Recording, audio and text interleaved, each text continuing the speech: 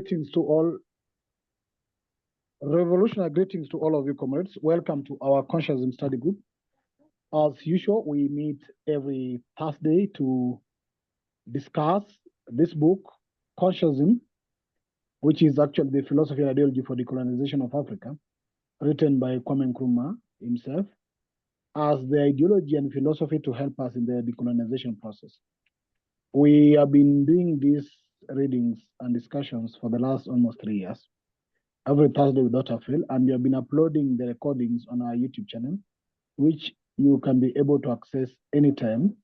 So far, we have uploaded over 327 previous recordings, because we have this session and also we have a Saturday session. Some of us here, we have been here for the last more than 2 years. Of course, Brother Coco is here, Sister Ida is here, Elder Sam is here. We have also Brother Uzo have joined us in between. But we have been doing this for the last 2 to 3 years with some people here. Sister Ida being almost the oldest, she's been here more than that. So, and we've got new members who have joined us for the first time. I see Brother Ras Kofi, who we actually interacted with, is joining us for the first time. Brother Philip is joining us, I think, for the second time. And also we have Brother from Kenya is joining us also for the first time. You have Brother Benny here with us. So at least we are getting new members who are joining us. The rest of our membership will be coming as we move along, because we have a team that is always here. So they will be joining us as we move along. Now, we are in the continuation of what we actually read last time. And permit me just to do, first of all, brief reading of what we read last time. Then I'll request one of us to read for us the text that is highlighted here. For the purposes of our conversation today, we will be discussing 2 paragraphs. This is the first paragraph and the next paragraph that will be highlighted after this. So permit me to first of all read what we discussed in the last class. And once again, feel most welcome to you all, comrades.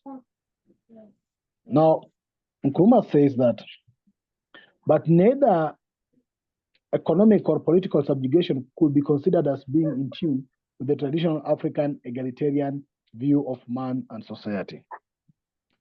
For colonialism had in a way, in any case, to be done away with. Therefore, African Achilles has his club poised ready to smite on any new head which the colonialist Hydra may care to put out. Now, with the true independence regained, however, a new harmony needs to be forged, an harmony that will allow the combined presence of traditional Africa, Islamic Africa, and Euro-Christian Africa, so that this presence is in tune with the original humanist principle underlying African society. Our society, therefore, is not the old society, but a new society, enlarged by Islamic and Euro-Christian influences. A new emergent ideology is therefore required, an ideology which can solidify in a philosophical statement, but at the same time, an ideology which will not abandon the original humanist principle of Africa. That was our previous reading. I therefore request any member who is able to see our screen to read for us the paragraph that I've highlighted, then we can start sharing our thinking in line with that. Anybody? And feel most welcome to you all, comrades.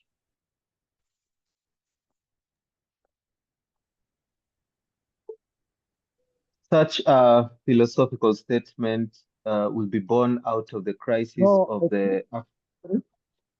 Whoever is reading, can you read it a bit slowly? We always request that you read slowly, as slow as you can, as we try to digest the reading. So just read it as slow as you can. Okay, so such a philosophical statement will be born out of the crisis of the African conscious confronted with the 3 strands of present African society.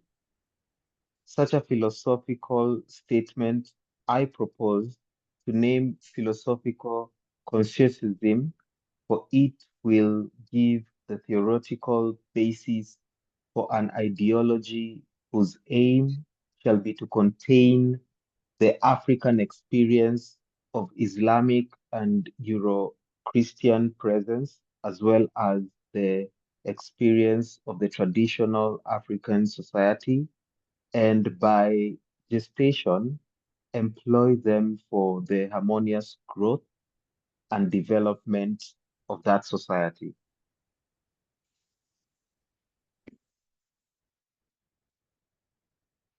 Yeah, thank you. So let me read it again as we give ourselves sometimes digest it and share thinking.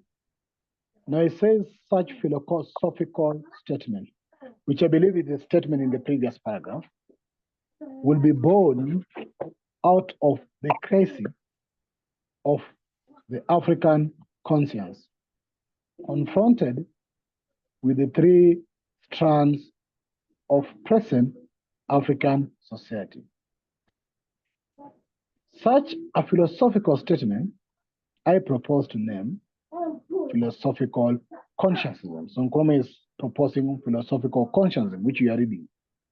For it will give the theoretical basis for an ideology whose aim shall be to contain the African experience of Islamic and Euro-Christian presence, as well as the experience of the traditional African society. And by gestation, employ them for the harmonious growth and development of that society. That's our reading. Now, let's hear who is ready to share their thoughts. Any of us?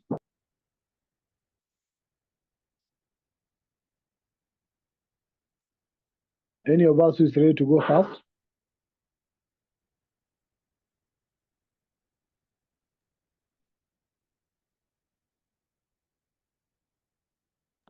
Brother Benny? Yeah, okay. I think last week we were looking within this framework on the conscientism vis-a-vis the so-called faiths which have taken deep root among us over the years of proselytization on this continent by Islam and also by Christianity from the West.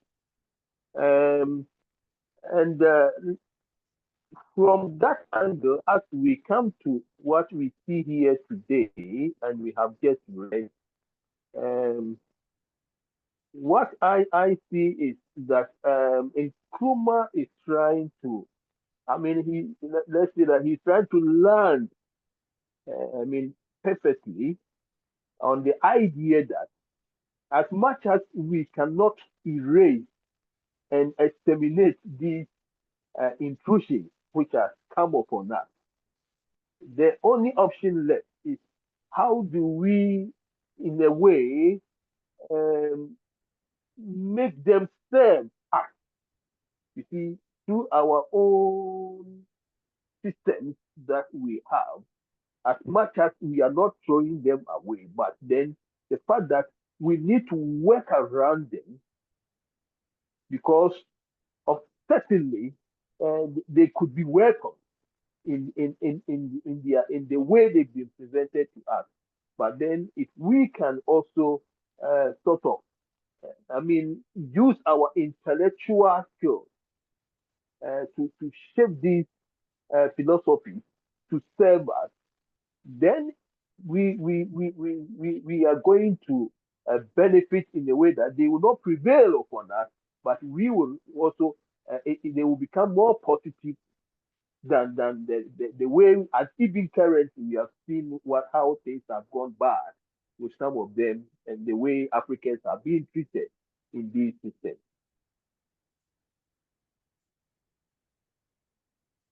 Yes, I'm done, please. Thank you, Brother Benny. Brother Coco?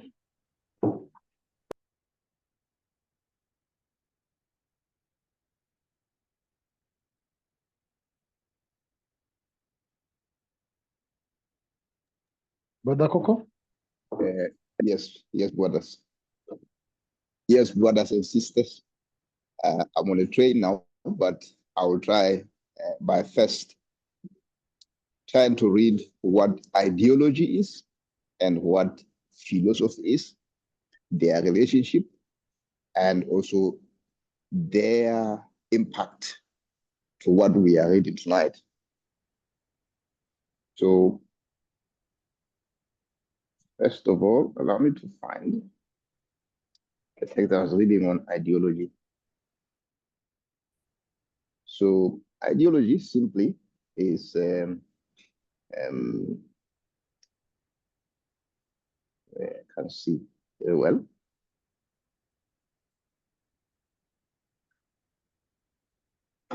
So, do you still hear me? Yes, Brother Coco. Am I still with you? Good, thank you. So ideology in short, there is a formula here which is simple. It's a worldview plus goals plus method of action. So what that says is a view of how society currently is, a vision of how society should be, and principles or strategies for achieving that vision. That's why I said worldview, goals, plus method of action is ideology. And then the philosophy is simple. It's what is true, what is right, what does it mean to exist, what is a good in life, how should society be organized. In short, what we said we read before was what is and how what is has come to be what is. All right, that's philosophy in that case. And the philosophy explains why something is true or good. But ideology, on the other hand, uses the philosophy to build a plan for society. All right. So, in what we have read today is more of philosophical materialism. All right. So, this is his contrasting ideological or what you call idealists with what you call materialists. And he's bringing them both on the table to help the Africans be able to make, to make sense of what it is in their life that they should be using. Apologies. The next station is Croxley. So, in short, in summary, because now there is an announcement here. We are talking about Africa. We talked about the crisis in Africa, because Africa is shaped by three major traditions: traditional, Islamic, and Euro-Christian.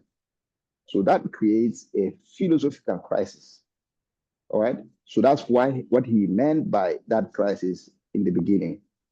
And to resolve this, Africa needs a coherent philosophy, a philosophical consciencism that integrates these traditions, because it is stemmed in consciencism, conscience. And all societies, they transform nature, and in turn, nature transforms those societies. So there is that feedback loop between the transformation of the environment and then how that environment, development of that environment then changes the society. So there is that interplay between human action and the environment. Then the social political theories, they are the ones that guide how societies deploy their forces to achieve that transformation. Therefore, Africa, it requires a philosophical foundation which is tailored for its own unique historical experience to guide its development. What I'm saying here is that most of us, after colonization, we're stuck with colonial methods and continued with colonial methods. Whether they were yielding results or they were not yielding results, we continued with them. We abandoned traditional African ways of doing things, even though we know they worked. There was egalitarianism within the African setting. But we went with what the colonial masters taught us. But what he is advocating here is a coherent mixing of all of those inheritances, traditional, Euro-Christian, and Islamic, to form a grounding, a social, political framework, which we can then use to transform the environment in which we live for the benefit of the Africans. And in turn, that environment will transform the African to be who he is, or for the better. So hence why we talked about materialism. It's dialectical materialism, which he borrowed from Marx. He's putting it into action in this case, but he's using it to the African environment and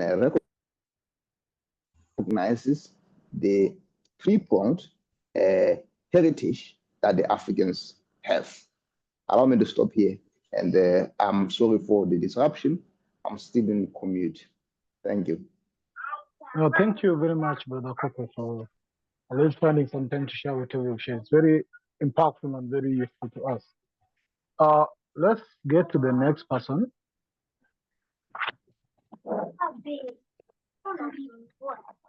Bueno, Lale. Enda Lala. Enda Lala. Enda Lala. Bafu.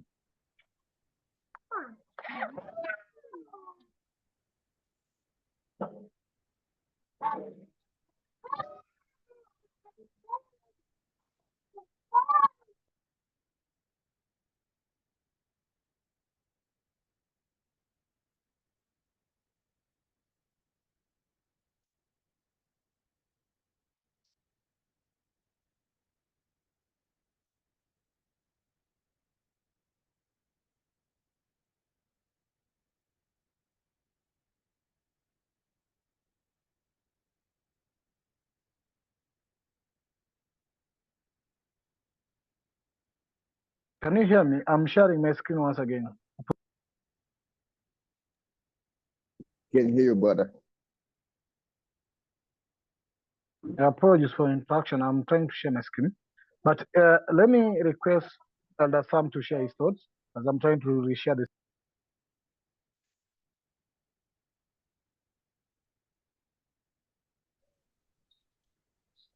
Can I go ahead, Brother Peter? Yes, Elder Sam, please go ahead. I'm resharing this. Thank you, brothers and sisters on the platform, and good evening wherever you are. my submission today is to really emphasize what Kwame told us in the last session, and I think for me it is the most critical aspect that he's emphasizing, that whatever this philosophical statement that he is urging us to get to, whatever that must be, it should not abandon our past. I think that thing made me to go back and check exactly what this past of us is, in order to make sure that we don't leave that. And when I checked that, I found that what he calls the humanist principles of Africa, those principles are embodied in communalism and interconnectedness, dignity of the human person, social solidarity and responsibility, reciprocity and compassion, duty over rights. And we can go in depth into what these principles are, but they embody, that is the embodiment of our past, which was communalism, basically Ubuntu. And he says the key values that underpins those humanist principles is no exploitation and equality, respect for life and elders, hard work and self-reliance, and hospitality. So if we take if we take the principles that I have read and we take the core values, you can see this is the total embodiment that Kwame says, whatever we come out with must not abandon these core principles and values that our past has experienced. And you know, I remember here in South Africa at that stage, when the organization that I am in was formed, they were influenced by Kwame Nkrumah, the PAC leaders of those days, and Mangaliso Robert Sobukwe. When he was confronted with this, what is Africa's position? He said, I will follow what Kwame Nkrumah has said, but because we are also aware of the development in the world, we know that there are good things in the West, and we know there are good things in the East. So for us, here in South Africa, we will try and borrow what we see as good in the West, and we will try and borrow what is good in the East. So I think Kwame Nkrumah is bringing that aspect that we don't need to be stagnant. And if we develop, we should not abandon where we come from, basically. Thanks. Thank you. Welcome, Brother Kwame as well. I'm trying to share the book. I had some little interruption, but welcome, Brother Kwame. Brother Kwame, can you hear me?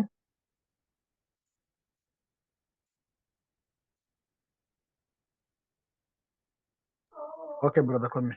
Now, Sister Ida, do you have anything to share with us? Especially, I'm interested to hear what you think, and if you are able to have a stable network, Sister. Hi. I don't have a stable network, and I'm not being kicked off as much as I was, but can you hear me? It says my microphone Yes, is muted. I can Okay. hear you.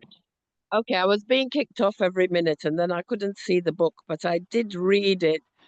But I'm not sure that without it being on the screen, actually talk about it. So maybe a bit later, please. Thank you. Did you hear what I said? Sorry. Yeah, I heard what you're saying. It's okay. So I'm sharing the book. Though I'll be sharing the book in a minute. Okay, so I'll come back on it. Please. Okay.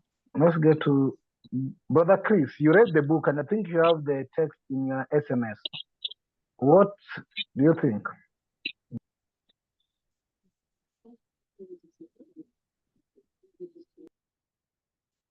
I know it's your first time around, but feel free to share what you think, and then we'll pick it from there.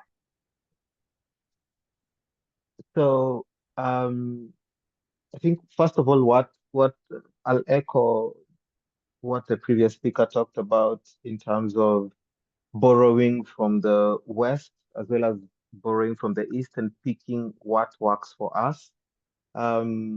What I really love about that is the fact that even the things we are talking about borrowing, some of those things were originally in Africa.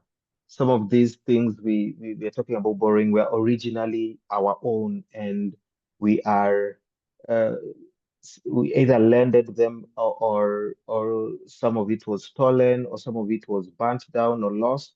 So even when we talk about borrowing, let's not look at it very humbly.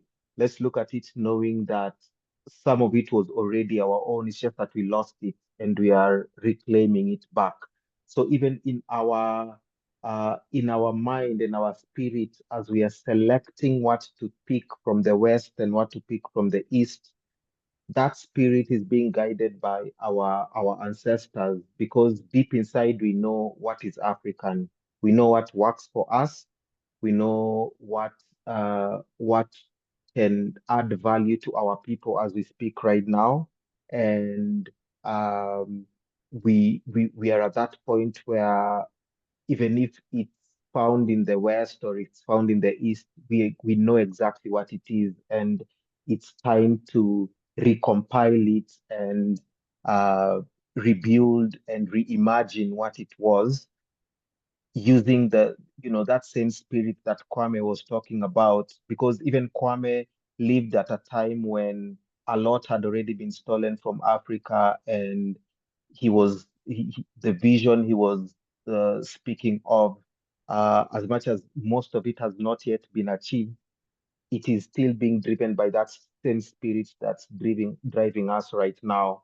And maybe what I would want to encourage all of us is, we need to know that the same energy that the Kwame and the people around him were living on, um hand, almost 100 years ago, in the 50s, is is is with us right now. And every time you feel uncomfortable, every time you feel like there's something that needs to be done, that's the same spirit that was unsettling our great forefathers who led us to this moment. And I think we're at a time where we have everything we need. We've been given the tools, we've been given the resources, we've been given the exposure, the education, we are right now we are communicating across the continent. All of us are in different places, and we are talking about a shared vision. That's exactly, I think Kwame is smiling wherever he is, because this is what he was dreaming about, but not just for the few of us who are on this call, but for each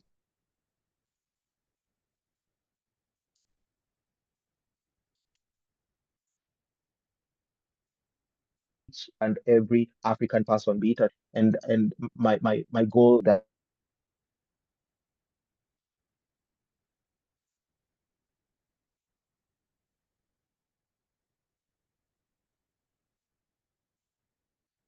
were given to us, let's make sure we put them into action. And I think that's sort of the direction I hope we can get to achieve. So yeah, that's my contribution.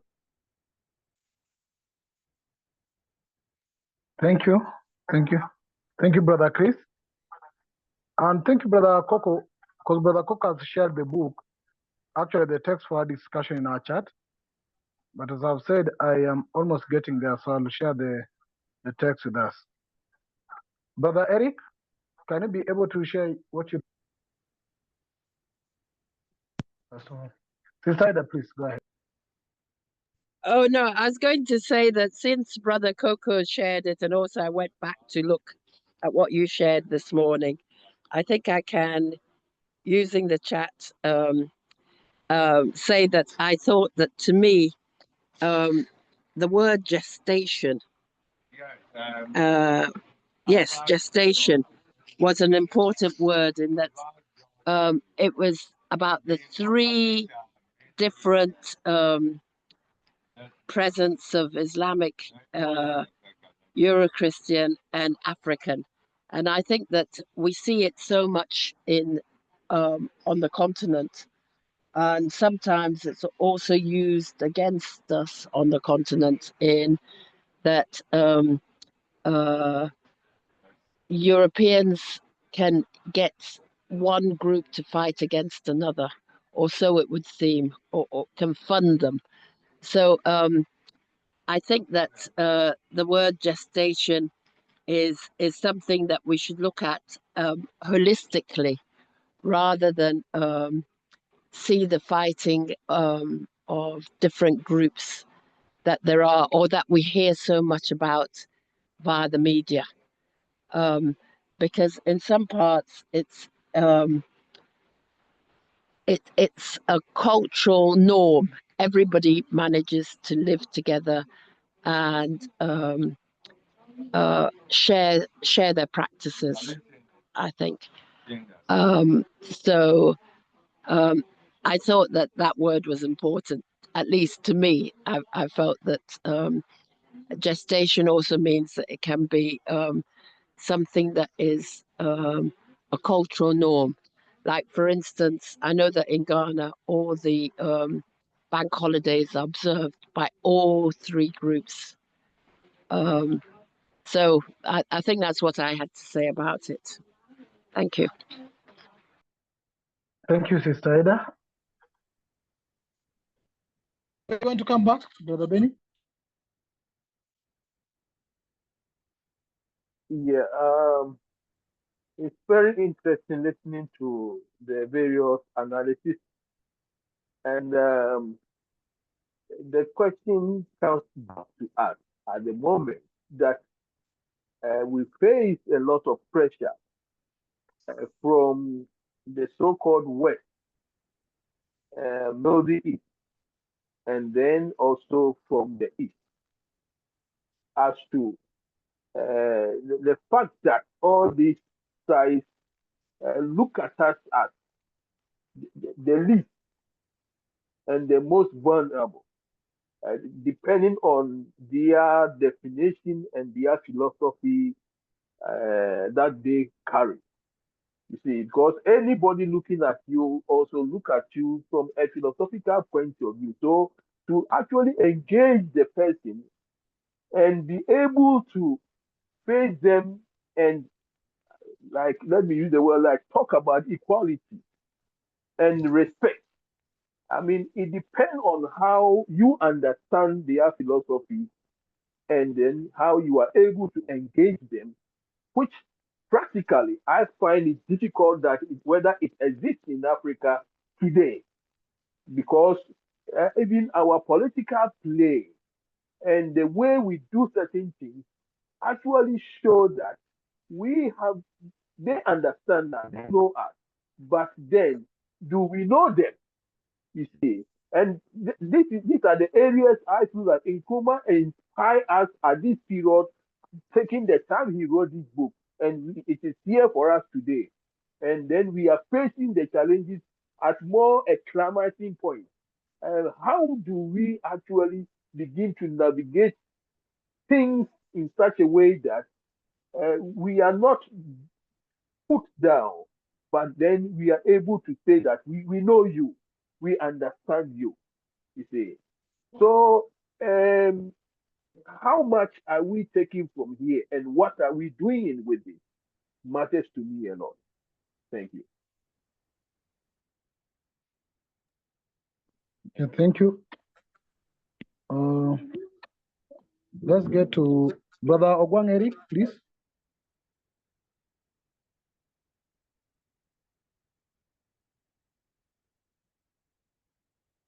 I think, please allow me to come in later. I'm just trying to, this week I'm working a night shift. I'm just trying to get my team going. Thank you. But I'm following the members. Okay, thank you. Sister Tapua, have you had some time to interact with the text? And are you able to share your thinking now? Sister Tapua? Not at the moment, thank you. Let me have a read of the text, please. I'll come in later. Thank you. Okay. Rasco, Asante?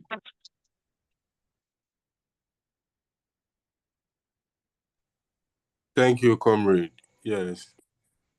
What I gather from the reading is that Osagyefo is urging us to look at how best we can, knowing that Africans have been Christianized and Islamized, whilst many Africans also practice traditional African faith or religion. Nkrumah is trying to access how best we can take advantage of all these situations. The fact that most Africans are Christians, most Africans identify as Muslims, and others also as traditional Africans, how best we can work together for African development or to build the Africa that we want. I'm sure there are experiences, there are certain, although Christianization was through colonization, now so many Africans identify as Christians. And so rather than war against Christianity, which will be warring against Africans, I presume Osajifo is urging us to look at the fact that, yes, Africans have been Christianized, and so what? What best can we develop? For instance, you see that a lot of, in the name of Christianity, a lot of Africans seem organized.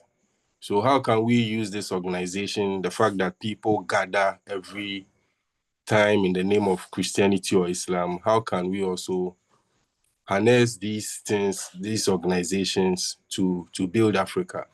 And I also believe there are Christian values as well as Islam values that may be consistent with our African values. So how do we identify them and also make the best out of them? This is my understanding from the test read. I thank you. Thank you, Brother Asante Kofi. Brother Kwame, are you able to share your thinking? I will do so in about 10 minutes. I'm changing trains, so yeah, thank you. Okay. Anybody who still want to share their thinking in the first paragraph before we move to second paragraph? I will be interested to Brother Kwame coming in, because if you look at this paragraph, it now introduces philosophical consciencism for the first time in the reading of this text since we started. And there's a correlation here that if you read the previous paragraph, the second last statement of the previous paragraph says that our society, if you can see where I'm reading, I'm trying to put my cursor, just that I'm not able. So from here, it says that, let me expand it. It says that our society is not old society, but a new society enlarged by Islamic and Euro-Christian influences. So it means the Africa we have today is not the traditional Africa back then. The Africa we have today has now evolved, because the Africa then was not having too much exposure of Islamic or Euro-Christian influences. And as you remember, in the previous sentence, before this sentence, Nkrumah is saying the traditional Africa, Islamic Africa, and Euro-Christian Africa. He's not talking about Islamic or Christianity, but he's talking about the Africa Islamic, the Christian is African thing. So then he says that recognizing that our society is not an old society, but a new society. And this new society is backed by the Islamic and Christian influences. Therefore, there's a need for us to have a new ideology that takes into consideration this contact, takes into consideration this new look of Africa. And it says, this is an ideology which can solidify in a philosophical statement. The first word statement now comes in here, which can solidify in a philosophical statement. So the ideology that will take into consideration this new Africa can then solidify in a philosophical statement. But it says again, but at the same time, that ideology should not abandon the original humanist principle of Africa. So when Nkrumah then moves to this paragraph we are reading today, it starts with such a statement, such a philosophical statement. Now, this such a philosophical statement is referring to the statement about this ideology, this new ideology. We should then take into consideration the Islamic and Euro-Christian influence, and at the same time should not diverge from our humanist principle of Africa. So he says that such a philosophical statement will be born out of the crisis of the African conscience. Now, that's very important. What is the African conscious? The African conscious is that conscious that then now is confronted with these three strands that Nkrumah is talking about. And these three strands are the strands we are referring to in the previous paragraph, which is African society, which is African element, the Islamic part, and the Euro-Christian part. So that conscious is what will give birth to this philosophical statement. I'm sharing my thinking. So please, I'm not becoming perfect in this, but I'm trying to share what I understand to the level of my thinking now here. So it said that conscious will now be informed with these three. Now, it has been a contestation in the African setup. Some want to ignore the impact of Islamic tradition. Some want to ignore the impact of Christian tradition. But in reality, these have now formed part of Africa. They have been here for periods. Like Islamic has been here for, Arabanization has been here for so many years. So today we have our brothers who are either called Muhammad in the same house. Today you have a wife who is either Christian and you do not profess to that Christian tradition, not as a religion, but practice the Christian tradition. And you do not profess to that, maybe you practice African tradition. And some, even majority of us probably here, might also be practicing not even African tradition, but either Christian or Euro-Christian tradition or Islamic tradition. Now, if you want to forge an ideology for Africa, we cannot ignore that. And that's what I think Nkrumah is introducing here. And then Nkrumah says that such philosophical statement, he proposed the name to be philosophical consciencism. That's why I would be interested, Brother Kwame, to explain further this as a professor in this a bit. When he comes in as a professor, I'll request him to explain further on this. I think he has dropped off. So he's saying that the philosophical statement is what he called philosophical consciencism. And he says that this philosophical consciencism is what will give us the theoretical basis of an ideology. This is an ideology that is aiming actually to contain African experience of Islamic, Euro-Christian, and all these traditional African society. And by gestation, employ them for the harmonious growth and development of that African society. So I think philosophical consciousness, probably, for those who don't understand, or those who maybe have not interacted with philosophical consciousness, it's not very clear to know what philosophical consciousness is all about. It is trying to bring all these three elements to try to see how then can we have an Africa we want? How can we have a society we want? Because there might be radical forces that say, no, we don't accept Islamic, don't accept the Christian, whatever. We are traditionalists, we are this and this. But there has never existed, probably to my thinking, and a philosophy or an ideology that tries to bring all these three at the table to start talking of Africa with the three and how do we move forward. That is my thinking in regards to that paragraph. I see two hands are up, and I'll request them to go ahead before we move to the next paragraph. Or anybody who still want to come back to that paragraph, please also let your hand be up. Elder Sam? Brother Pigeon, I'm not sure if Brother Eric has presented, so that I don't take much time. Maybe if he didn't present, I can give him to go first. No, he had said that he was having some challenges, but I think he's back. He said he could not speak. So I think I must give him chance to present, then I can add whatever. Thank you for that. Brother Eric, as your condition changed, are you able to share your thinking? Thank you, Brother Pigbin and Elder Sam. At times I'm a textile engineer, at times I am mandated to work night, so I'm managing a shift this week. I think Kwame Nkrumah critically reminds us that given Africa's history,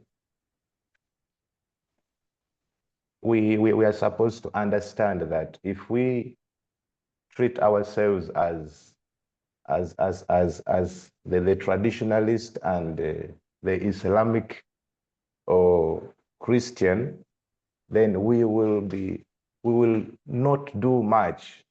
Instead, we fragment the more. So I think critically he talks to us about the need to forget about the identity and rather look at striking a balance, seeing interest, because the interest with the time will unite us, because something that is in the interest of all can help forge a future for the entire African continent. I have a friend who was complaining just yesterday that he had a friend who went to a shrine and found a laptop in a shrine. So you can see. So I think that is what the first paragraph means to me. We need to look at interest. What is good for us? Thank you. Thank you, Brother Eric. Now, Elder Sam, please go ahead. And if there's anybody who want to come back to this paragraph, please let your hand be up before we move to the next paragraph. Right. Thanks, brother Pigeon. And I think the previous speakers have mentioned this, especially Sister Ida. The issue I want to really focus on now is the part where he says, and by gestation, employ them for the harmonious growth and development of that society. I think if I follow this correctly, if my understanding is correct, Nkrumah here is urging us that there should be a period of gestation, a period where all these three elements that we are talking about are being groomed, trimmed, are being, we're taking a sieve. That massive chaff must get out of what we really want. And I think that is important, because I think learning from the past that anything that you rush into, you end up with something that is not real what you wanted. So you need to go into this gestation which becomes a sieve, which becomes something that what we call, we clear ourselves. It must become clearer and clearer where we are going and what we want. Otherwise, if we rush into this, we might find ourselves in other problems, or being diverted by or sidestepped by side issues. I think for me it is important, that aspect. But at the same time, I'm worried, because if we take the history of Africa, if you remember the Casablanca group and the Monrovia group is what brought us to where we are. Others wanted to go straight to the unity of Africa, and others said we must go moderately. So I'm not sure now this gestation period, if it becomes longer, at times it becomes also an inertia where things don't happen. So we need to gauge all these aspects. Thanks. Yeah, thank you, Elder Sam, for pointing out that. I think that's also very important. The gestation thing we need to discuss a bit. Brother Kwame? Yes, thank you. Can you hear me okay? Yes, I can hear you, Brother Kwame. Yeah, thank you. So I have heard snippets of what others have shared. So I heard Brother Sam twice. I heard Brother Benny interject, and then I think I heard Sister Ida, and then I heard yourself, Brother Pigeon, as you when you first asked me to speak. I'm sorry, I'm in the train, so if I'm speaking and there's an announcement, I will pause it, because I don't want it to go into the recording. So, and I also heard Brother Russ. Yes. Yes, I was also raising, I don't know if you captured it, that this is the Yeah, first time first we are time, coming yeah. across the word consciousness. Yes, yes. So Okay. in fact, yeah, thank you. So in fact, it's on the screen. This is a momentous occasion. Where we are now is a momentous event, and it is momentous, brothers and sisters, because we have come face to face with what you might call a junction, and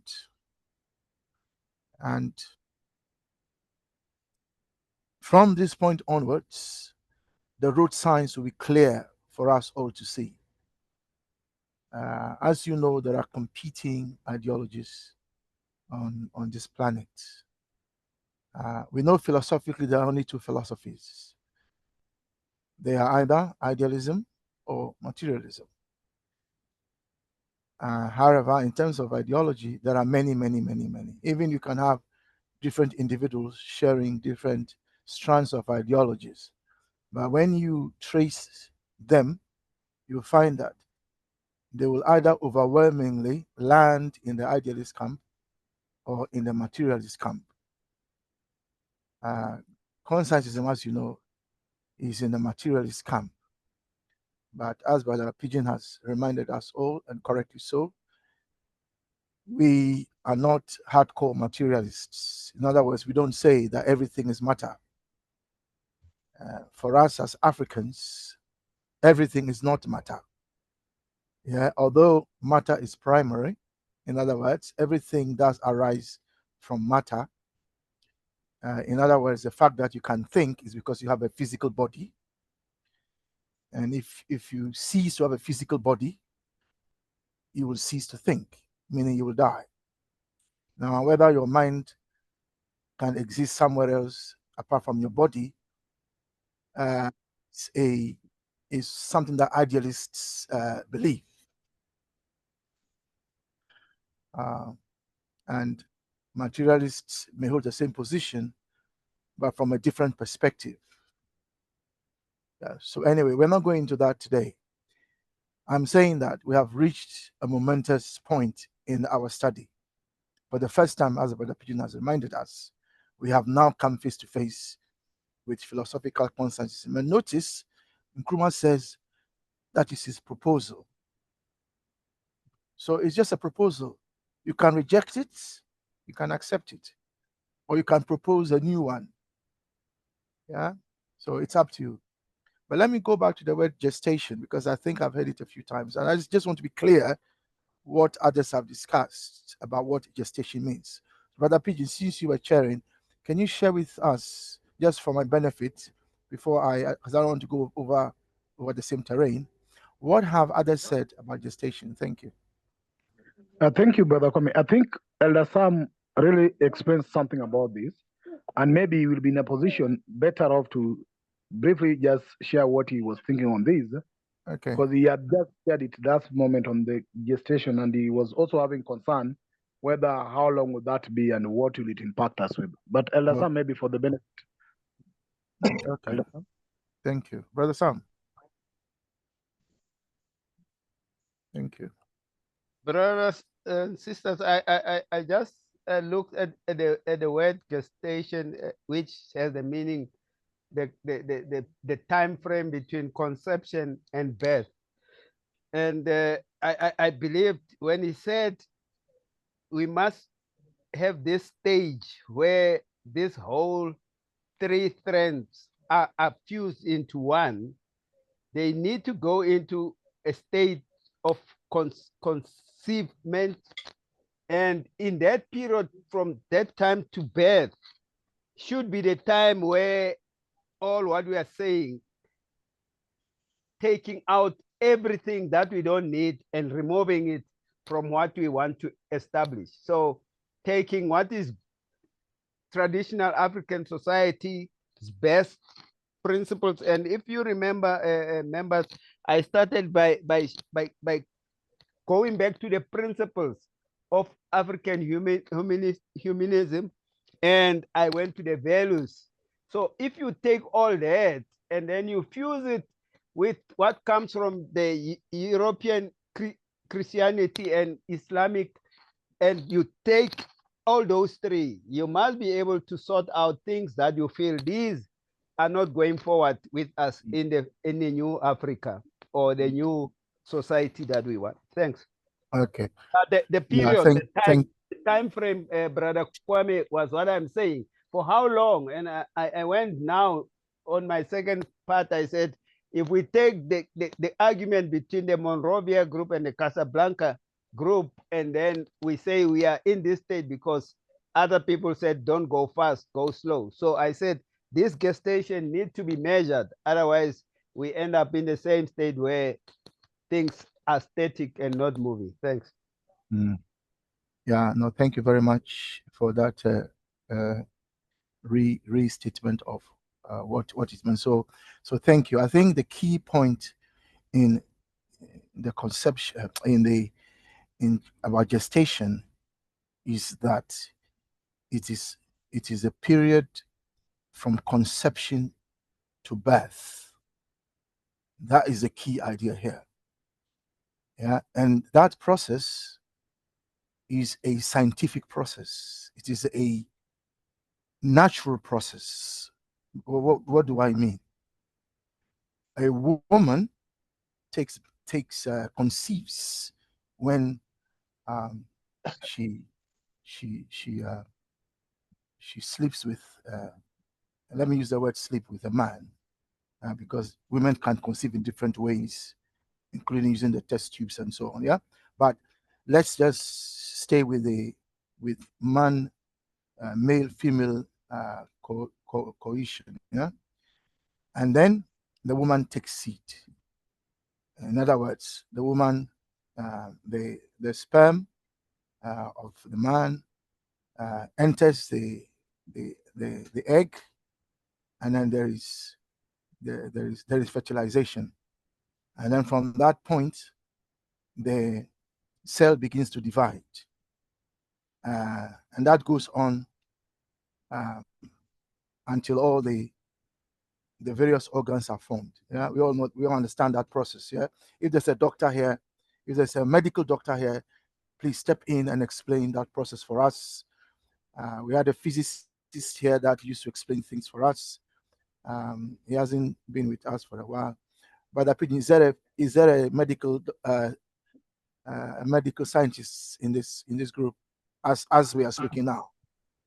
No, Dr. Maha is not with us unless we have other professors with us. But I'm aware of Dr. Maha, who is not joining us now. But maybe we might have other doctors, I don't know, because we are having around 5 new people with us today.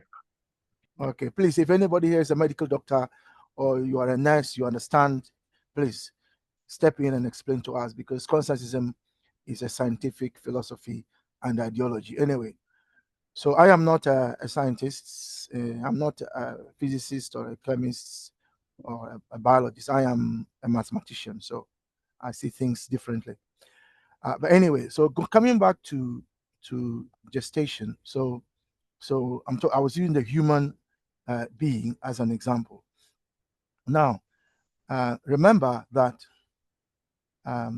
when a woman conceives, it takes 9 months thereabouts from fertilization through fetal development up to when the child is born, when the baby is born.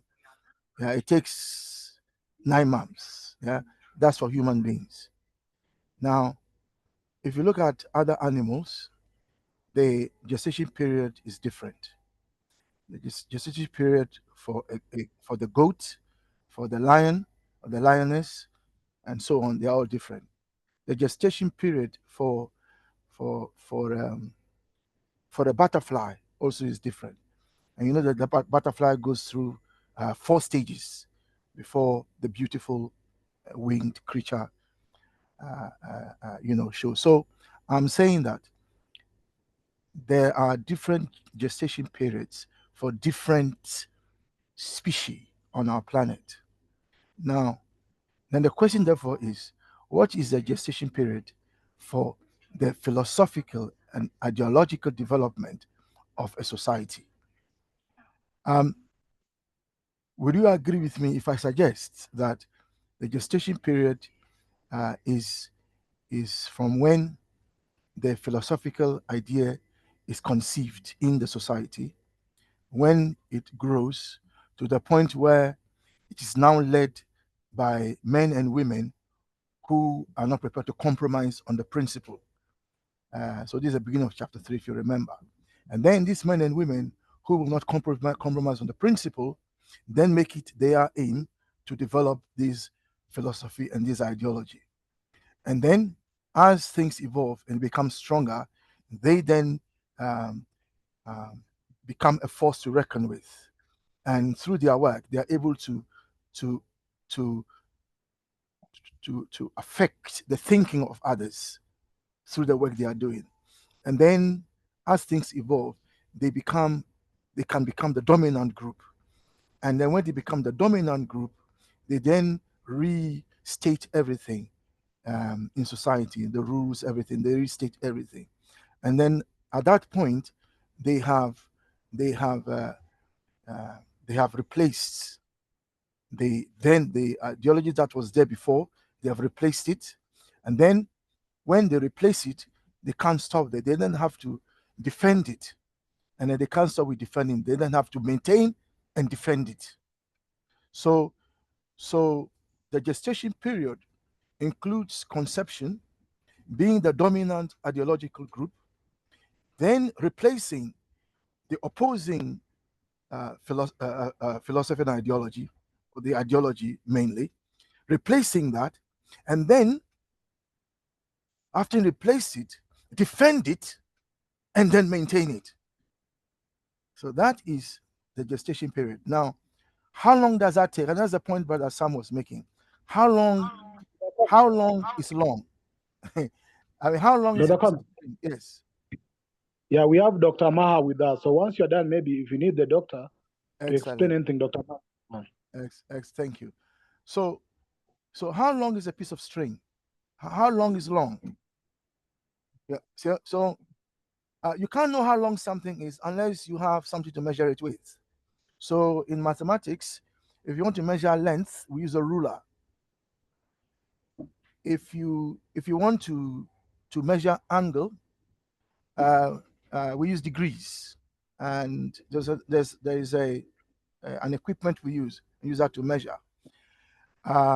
If you want to measure weight, use a scale. If you want to measure something, anything, and as you all know, science, especially physics, is a science of measurement, measures everything. Dr. Ma is here, and Dr. Ma, are you a medical doctor? Dr. Ma, please unmute and share.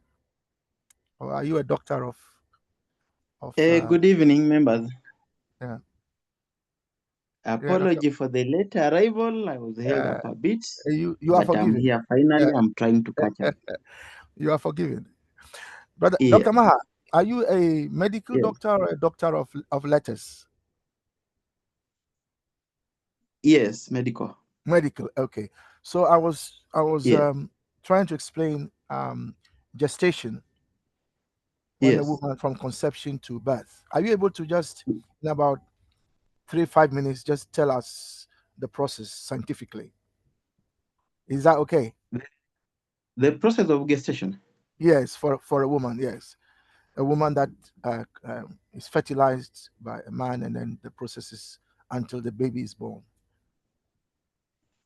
Okay. Basically, it all begins with fertilization, which takes place in the fallopian tube. I believe we all understand how the structure is. We've got the vagina, we got the cervix, which is the opening to the uterine cavity. The uterus is basically the womb, which holds and sustains the baby during pregnancy. From the uterus, we got the fallopian tubes, and we got the ovaries. So basically, once sexual experience, we call it coitus. Once coitus takes place, the sperm travels through the cervix into the uterine cavity.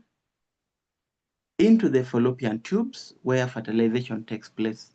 And basically that happens when somebody is ovulating.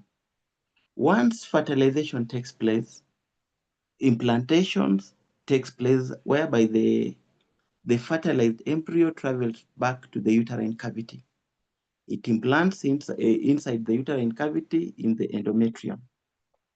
From there, it begins multiplying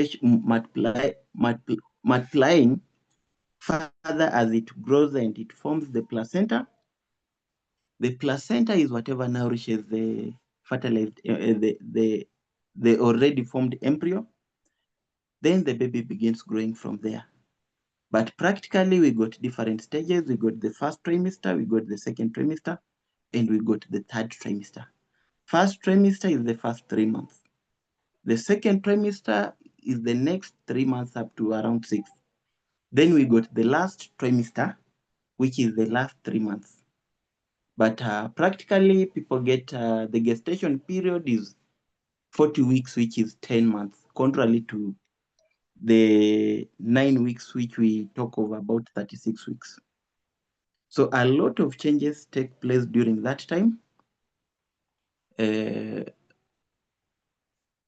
question up to that before I continue? Sorry, I went marathon. It's fine. Yeah, in fact, that's beautiful. Can you just then take us to when the baby then enters this world? Thank you. Now, as we continue, we got what we call the last trimester. Those are the final stages, whereby the baby is mature from 36 weeks onwards. But delivery happens at 40 weeks. If the baby comes earlier, then we count from 38 weeks. If the baby comes late, then we count from 42 weeks. Most of the time we anticipate a normal delivery, which is a vaginal delivery. But we got a few cases whereby the baby has to be delivered via a cesarean section in cases of emergencies. Let's say a condition we call breech, where the baby is not in the normal position whereby the head is downwards. We got also emergencies because of issues with the mother. Let's say the blood pressure is high, or the mother has heart issues, or the mother has a few other emergencies, conditions which will necessitate emergencies. Now, during delivery, we got different stages. We got a first stage, we got a second stage, we got a third stage. Any question up to there? Yes. So, and then the child is born. Now, can you talk to us a little bit about what abortion is and what it does to that gestation period? Repeat the question. Can you tell us a bit about abortion? How abortion affects that process? Okay. Basically, abortion is the expulsion of the product of conception, which is the fertilized embryo or the young baby forming in the mother's womb before the age of 20 weeks. After 20 weeks and above, that is a different case.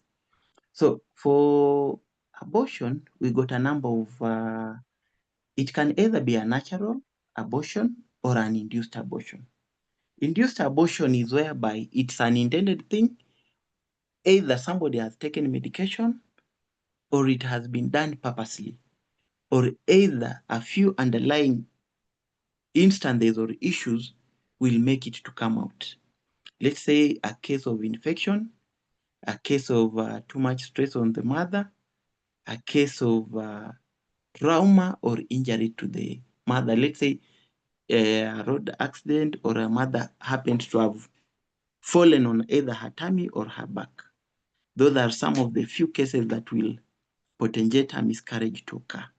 And also the miscarriage, that is the mother side.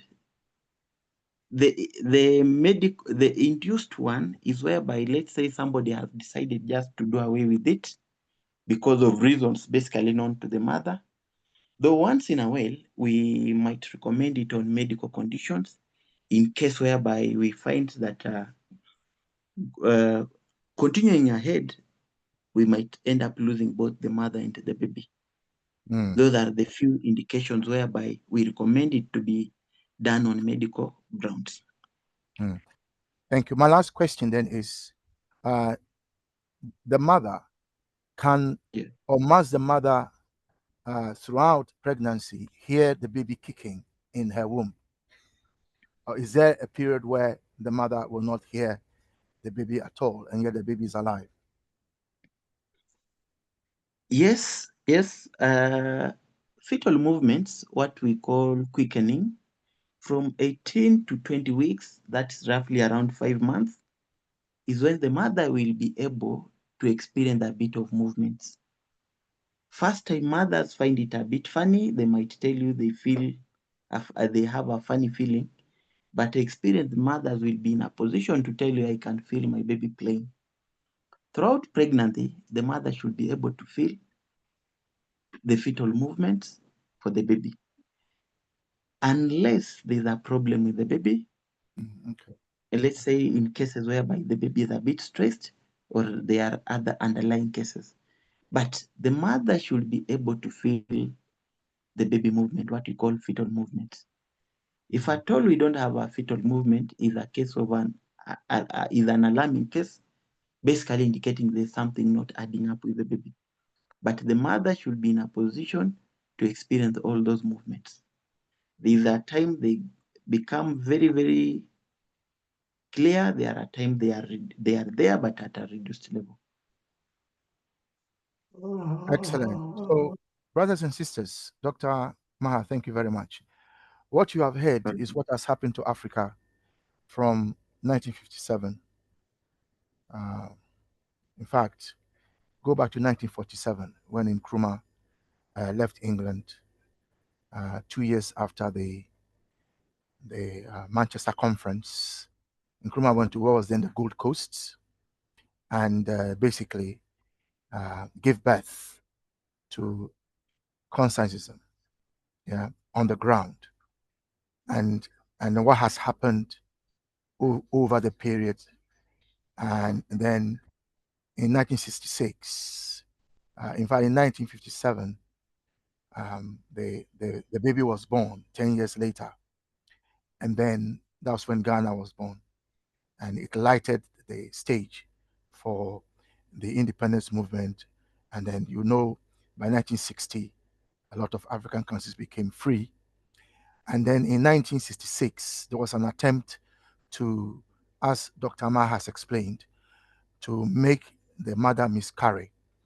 There was an attempt to expunge. Dr. Ma, what did you use to get rid of the baby from the womb? Just remember the word you used. Yes. Sorry? I didn't get you clearly. The word you used when there is abortion to get rid of the baby. Did you use a particular one? Spontaneous expulsion. Yeah. The spontaneous expulsion, is that done by someone else, or is that the mother doing that? There is an initiated one, which might be initiated by the mother, but there's that one that comes naturally because of underlying issues, like let's say the baby is not growing, or issues of infections, or issues of trauma on the abdomen.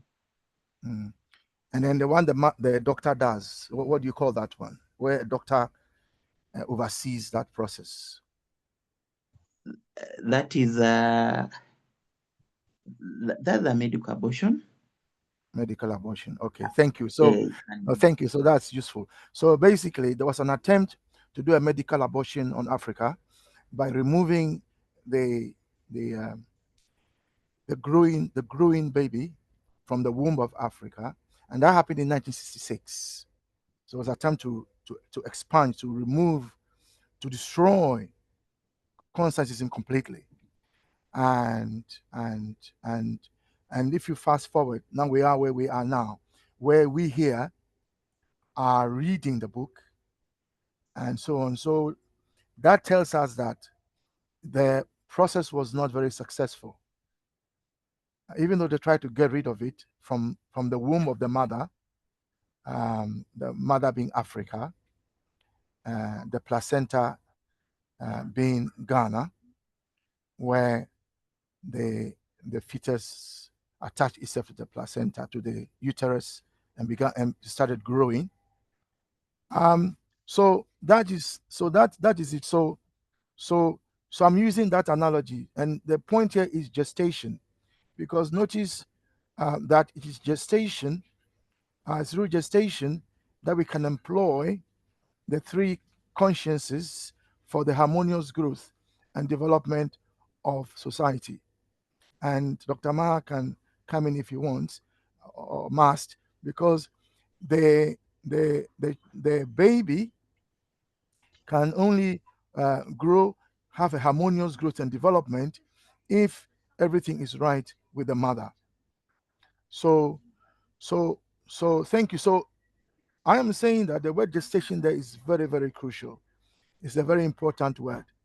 Now, the dimension of gestation is that it is a natural process, natural process. And as Dr. Maha has said, I said 9, but he's explained that it's actually 10 months. That is when a baby grows and is ready to be born. Okay, so what I'm suggesting is that, and I suppose I'm trying to comfort brother Sam, is that it won't go on forever. Either the baby grows and is born, or the baby will die in the stomach and has to be induced abortion to remove the baby.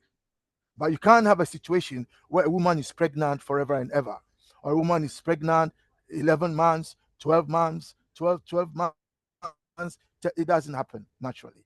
And there's no creature on earth, as far as I know, whether it is a fly, whether it's a tiger, whether it's an antelope, whether it is a pig, where the woman is pregnant and the pregnancy just continues. I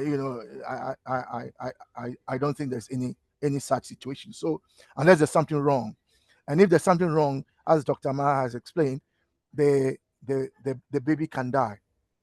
If there's something wrong with the mother. So I think we can be confident that this process will not continue forever and ever. But we can also be confident that naturally there is a dimension, there is a dialectical process, there is a dimension, that dimension where although women know it, there are forces that are guiding that gestation. So when the woman is pregnant, there are forces that are guiding the gestation of the mother. You see, and any animal that gives birth, there are forces that are at play. You see, so we can come back to this another time. But if you look at what has happened in history, for example, if you look at the rise of the capitalist class in England, and how they become the dominant class, and then started sleeping with the landed aristocracy to fuse into one.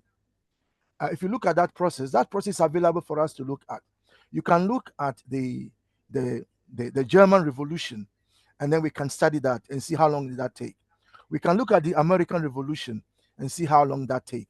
We can look at the French Revolution, and look at how long that take. There are examples. You can look at the Chinese Revolution, from when China threw out the capitalists up to now. So there is history for us, right? And as Dr. Mahas explained, 10 months. But some women will give birth earlier than the 10 months. That's why it's early pregnancy and late pregnancy and late birth. Sorry, early childbirth and late childbirth.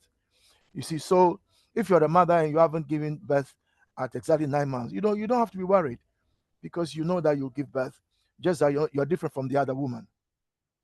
So let me pause there for this particular paragraph. The key point here is that the traditional African, the Islamic African, and the Euro-Christian African are all Africans. Let's all be clear on that. You understand? Brother Anunnaki is here, and he has told us on authority that all three religions, if you want to see them that way, were birthed in Africa. Africans gave birth to all the three religions. The fact that Europeans brought Christianity back to conquer us and manipulate us and so on does not mean that it wasn't ours, right? The fact that Islam came back to Africa, so the Moors took Islam out of Africa, went to Spain, did what they did, yeah, and then Islam came back again, and then conquered parts of Africa, you know. So again, that is something that we gave birth to, coming back in a different form, right? So sometimes we talk as if these religions are foreign. They're actually not foreign. Elements of them are foreign, but they're actually indigenous African religions. If General wants to come in, General, you can come in if you want and explain that. That's fine. So what I am saying is that the conscience here is that voice inside you, whether you're a Muslim, whether you're an a traditional African, or whether you are a Christian, a Euro-Christian, yeah. Whether you are that or not, there's a conscience inside you. And what Nkrumah is suggesting, I think, is that we need to appeal to the conscience of Africans, because all three religions conflict. They are conflicting, aren't they? You know, they conflict. Let me give an example. Traditional African religion does not proselytize. It doesn't go around preaching a gospel for people to be converted. We don't. It doesn't do that. We don't do that. Islam generally doesn't do that, but Islam goes to war. In the past, it went to war, conquered you, imposed Islam on you. The Christians did the same. They also went to war, but Christians believe that they must go around proselytizing, by which I mean they preach the message. You hear the message, you believe, and then you say the sinful prayer, and then you are saved. You understand? Christians mostly do that, but traditional Africa. So that's just one example. So there I see a conflict. What if I want to sleep in the morning and she's not here? Remember, I told us that they want to sleep. And this is in Ghana, by the way. And then you have Christians preaching the gospel. They call it dawn broadcast, disturbing you. You can't sleep, telling you about Jesus. Da, da, da, da, da. So there's a conflict there. I want to sleep. You are preaching the message. And so that's just an example. The final thing I want to say, I can't say now because I have to go. But I'm preaching. Carry on. I need to change trains. Thank you. Bye. Thank you, Brother Kwame. I think you've raised very important things before I get to Brother Benny. And I request us to engage these paragraphs extensively so that the next paragraph probably focus on it in the next class. And the key issue is what is undergoing gestation. And Brother Benny, I'll come to you. But Nkrumah is saying that there must be a birth of this Africa, which will then take into consideration the Africa traditional experience, the Euro-Christian experience, and the Islamic experience in Africa to give birth to a new African society. Now, that is a society that then can unite what even deeply divide Africans. Because you must realize that beyond the artificial borders that were imposed on us, there's a bigger struggle between these groupings. As Brother Kwame is just giving an example. There's now wars we know, for example, sometimes in Sudan, which was either geared towards Christians, Muslims.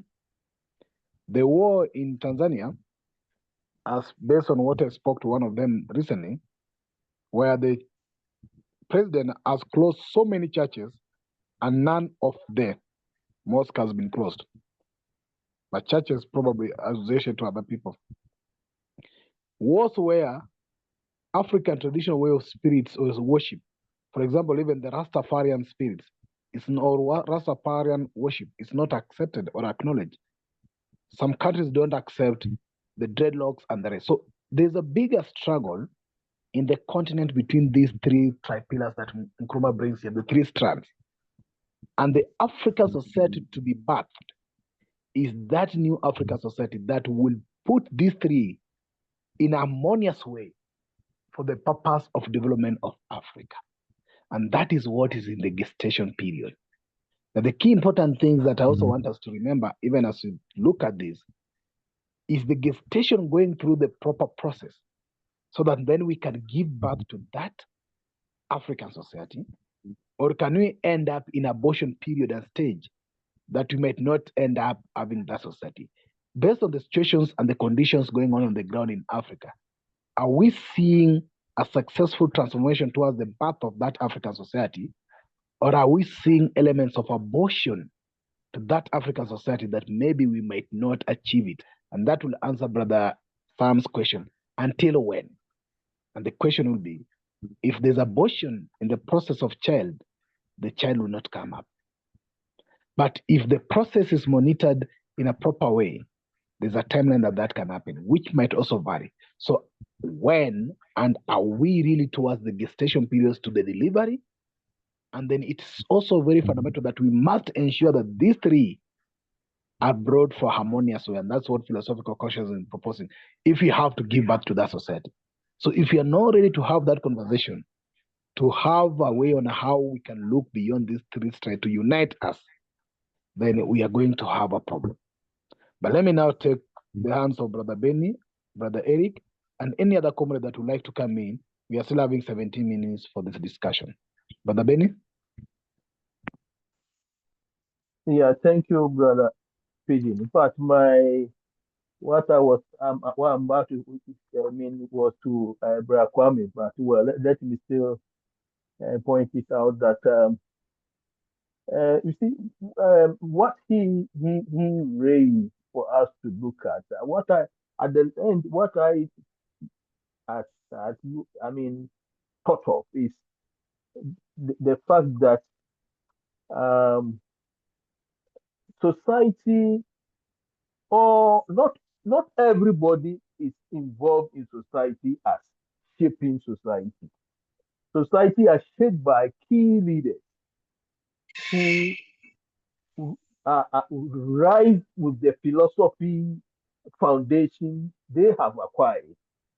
Like somebody who is casting a stone, you see, they come with their axe to shape the nation, to shape the country, as to a particular in a particular way that would make it be able to stand, because they become the ones that have come to understand what the society actually stands for and what it should actually be.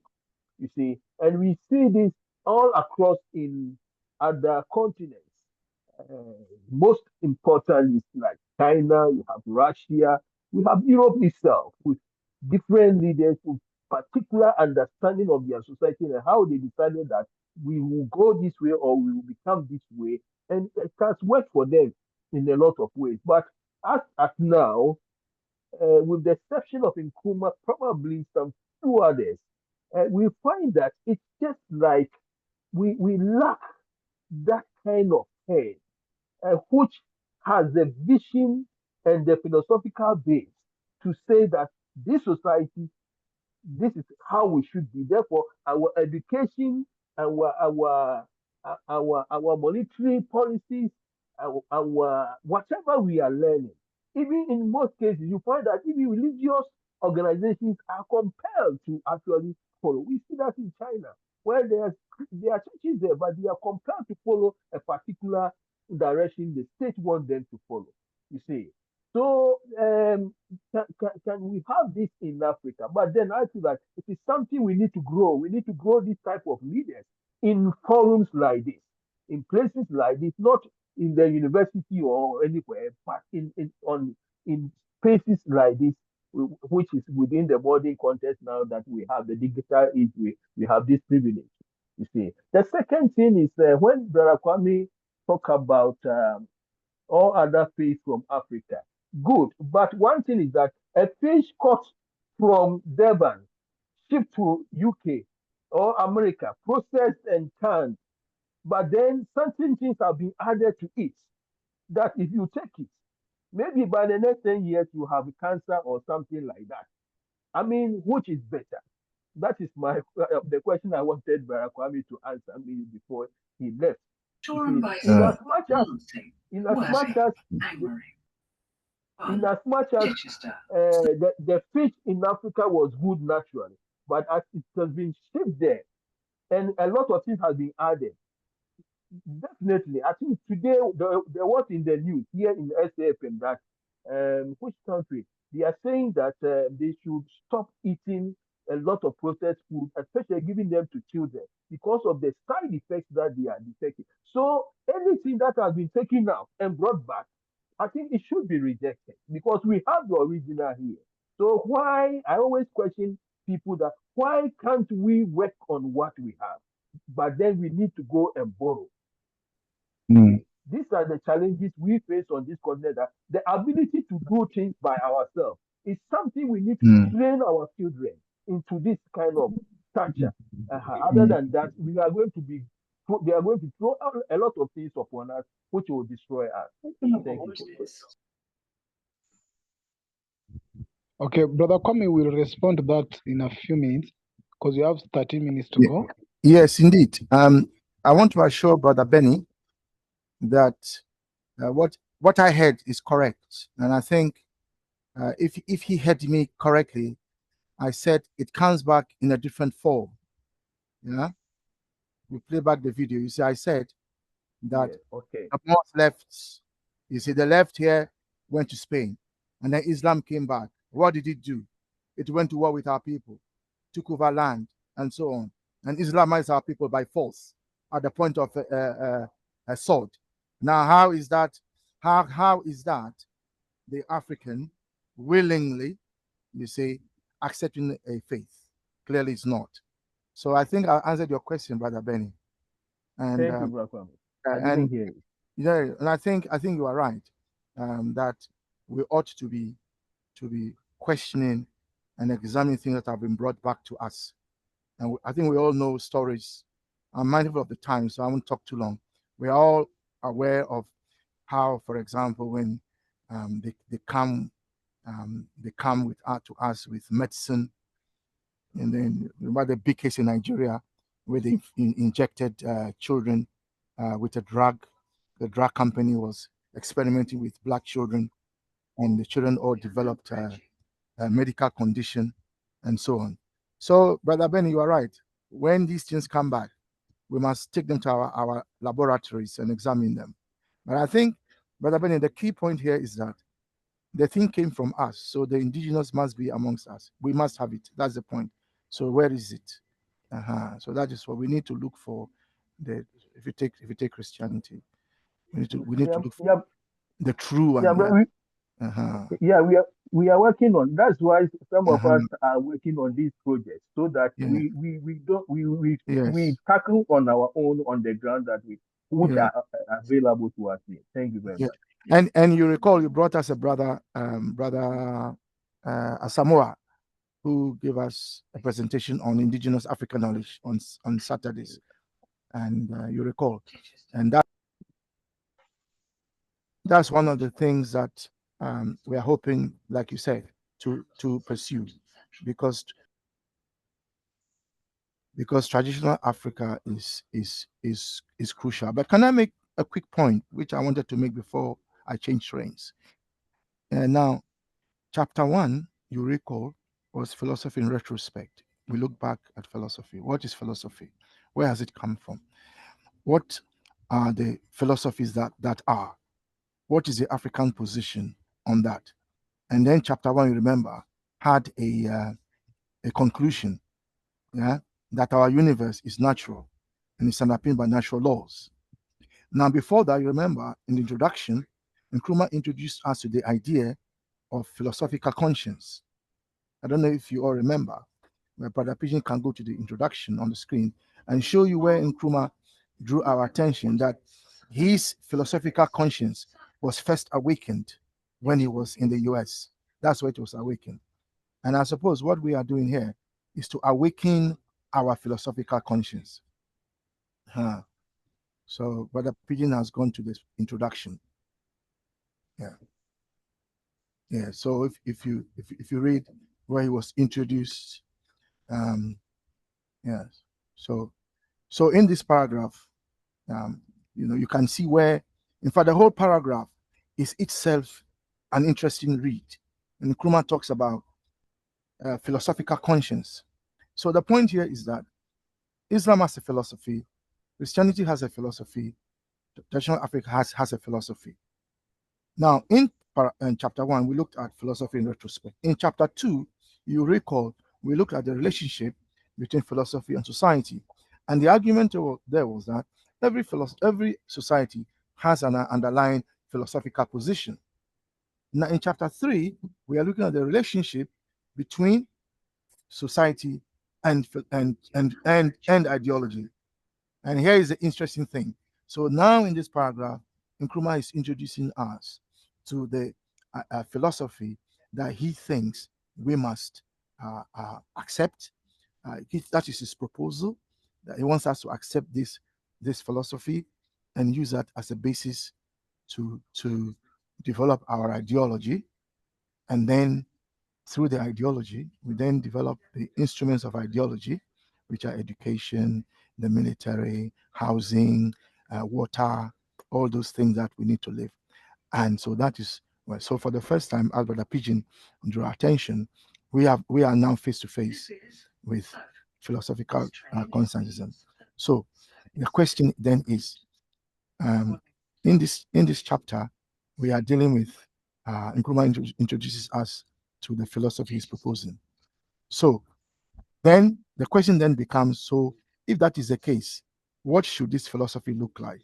And what is the ideology? And that is what chapter 4 then looks at, because chapter 4, the chapter is consciencism. So Nkrumah is introducing us to the philosophy here, and then in the next chapter, we look at what is consciencism. So that is what Nkrumah introduces us in the next chapter. So the final thing I would say is that if you ask a question, well, what is our philosophy as Pan-Africanists, as radical Pan-Africanists, or as progressive Pan-Africanists? What is our ideology? Answer, our ideology is philosophical consciencism. That is our philosophy. That is our philosophy. And what is our ideology? Our ideology is consciencism. And so that is it. That's what I wanted to add. And then in chapter 5, we'll look at the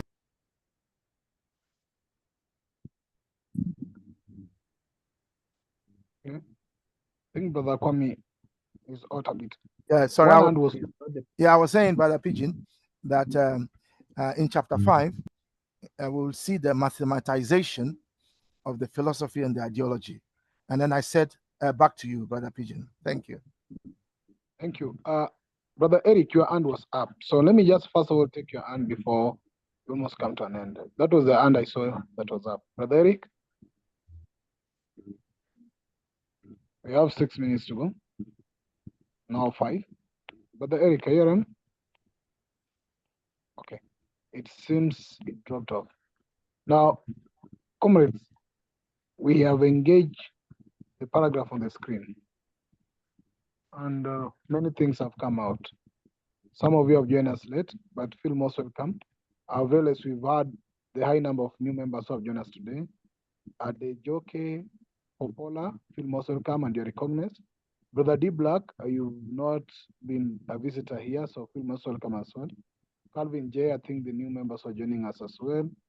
And Zahid, and also Brother Chris Mukasa, Dr. Ma is part of our membership, who has explained to us issues to do with the medical element of gestation, and other members who have been with us here for a time. Is there any member who can, or who still feel that they want to share something in maybe 2 minutes before we bring this to an end? Any member in regards to this paragraph who feel that there's something they would like to share, and if you did not speak before? Elder Glenn, I see you. Welcome, Elder Glenn. I know we might come next time a bit earlier so that we engage this element of, we call it religion a bit, that's a big problem in the continent, and how do we harmoniously move forward, as Brother Elder Nkrumah is trying to propose to us. Anybody? I will give you 1 or 2 minutes maximum, because we are almost coming to an end.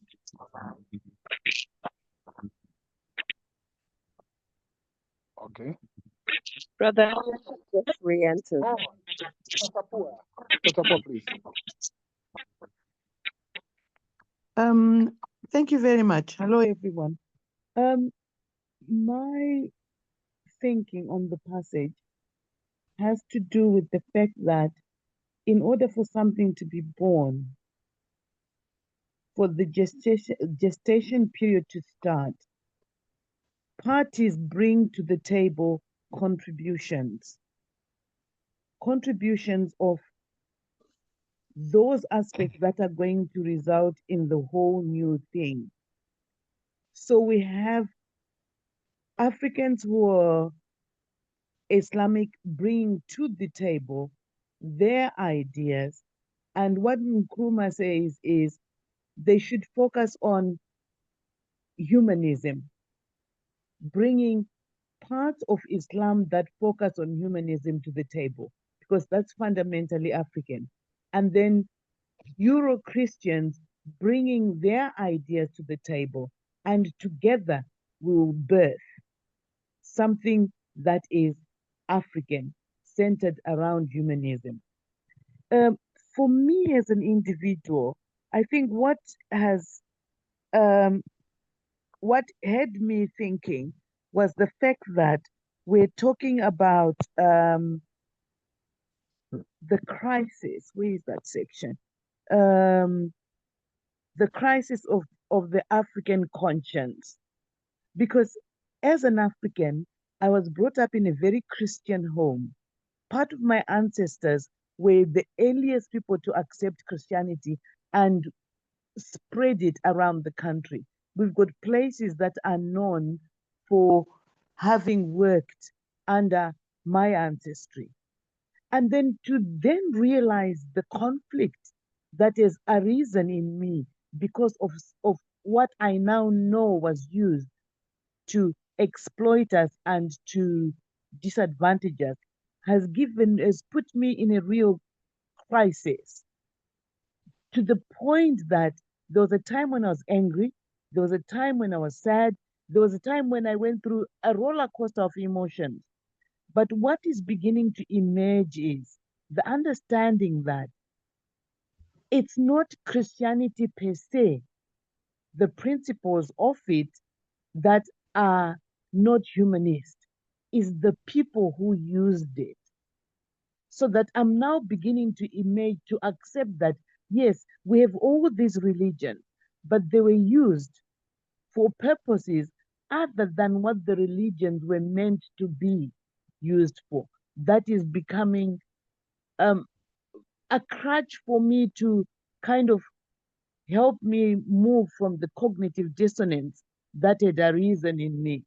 And to the point that I don't want to go to church. I don't want to go to church, not because I think Christianity is particularly evil, but because my brothers and sisters who are there cannot align themselves with African tradition. They have not yet woken up to realize that the alliances that they have with some of the Christians who are Western is still to perpetuate that exploitation. So this is where I'm thinking you've got the threats of abortion taking place, and you have the threats of that which we want to conceive, almost making it difficult. It becomes a difficult pregnancy that is supposed to be given birth to. But there's that understanding that we have to go together. We are who we are because of everybody else. So whether we're Christian or not, Islamic or not, we're African. And Africans believe that I am because we are. And this we are includes Christians and Muslims. And that's how I'm beginning to kind of come to peace with myself. Thank you very much. I'll stop there for now. Brother Pigeon, if you hold on, so Sister Tapua has given us an excellent expose of the crisis that Nkrumah talked about. So Sister Tapua, thank you very much for that. I'd like to take the opportunity to give to remember a gentleman called Alhaji Brahma. He's a Ghanaian and he's a Muslim. It is he who brought me to Nkrumahism, which at the time I did not know that Nkrumah was Consciencism. I got to know that when I met Charles Heyman in Accra, but it was Alhaji Brahma, a Muslim who was an Nkrumahist, who brought me, who set up this class you are all in now. You know, it was he who brought me to Nkrumahism. So that's an example. And Alhaji comes to church with us. And when we are invited, we go to the mosque as well.